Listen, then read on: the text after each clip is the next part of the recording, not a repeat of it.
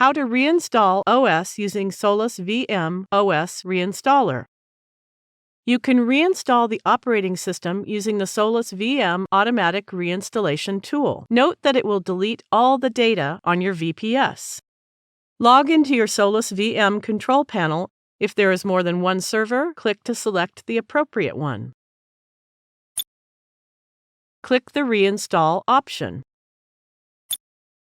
Select the operating system you want to install and then click the Reinstall button.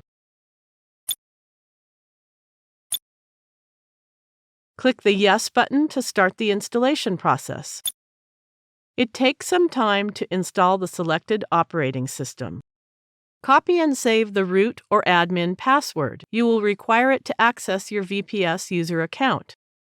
Thank you for watching.